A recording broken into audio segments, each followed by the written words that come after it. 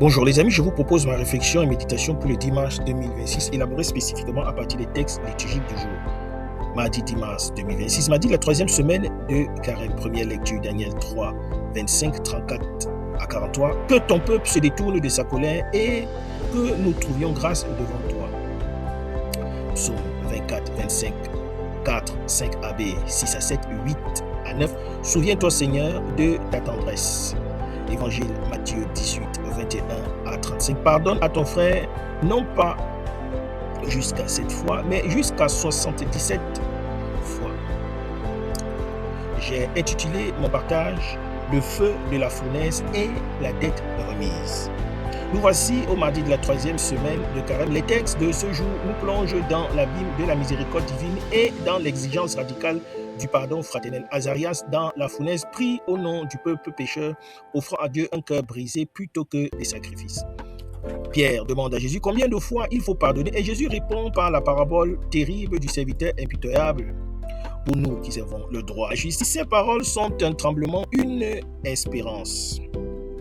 Le livre de Daniel nous présente Azarias debout au milieu de la fournaise. Avec ses compagnons, ils refusent d'adorer la statue d'or et ils sont jetés dans le feu. Mais le feu ne les consume pas. Et Azarias prie, ne nous abandonne pas jusqu'à l'extinction à cause de ton nom. Ne romps pas ton alliance, ne nous retire pas ta miséricorde. Il confesse que le peuple a péché, qu'il ne mérite rien et il offre à Dieu non pas des sacrifices, mais un cœur brisé.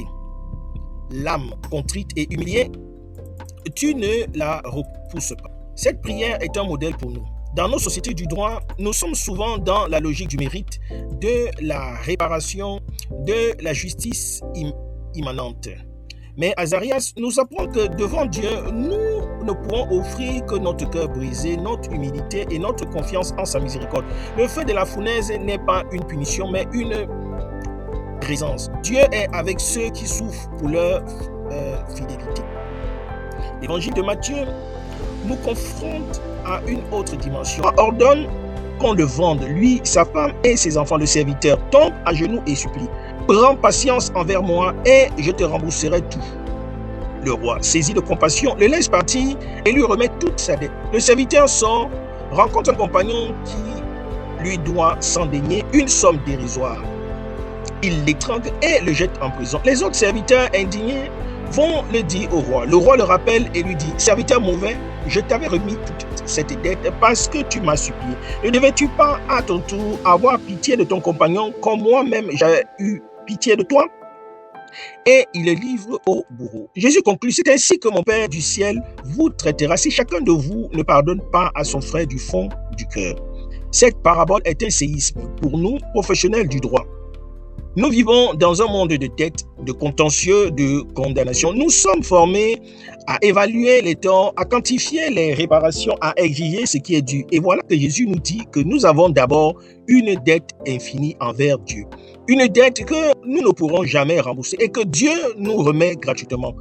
Comment pourrions-nous, après cela, refuser de remettre à nos frères les dettes dérisoires qu'ils ont envers nous? Le serviteur impitoyable n'est pas condamné pour avoir exigé ce qui lui était dû.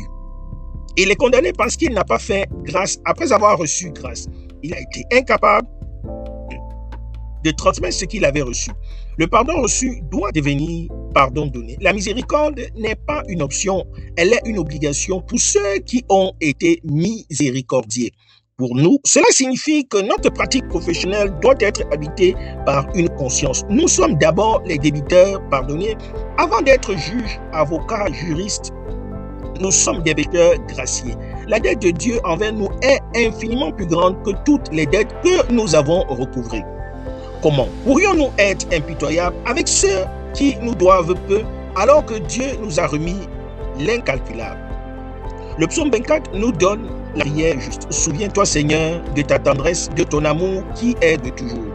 Ne te souviens pas de mes fautes d'autrefois, mais souviens-toi de moi dans ton amour à cause de ta bonté. Puissions-nous, en ce moment de carême, entrer dans la logique de la miséricorde. Puissions-nous, comme Azarias, offrir à Dieu notre cœur brisé et confiant.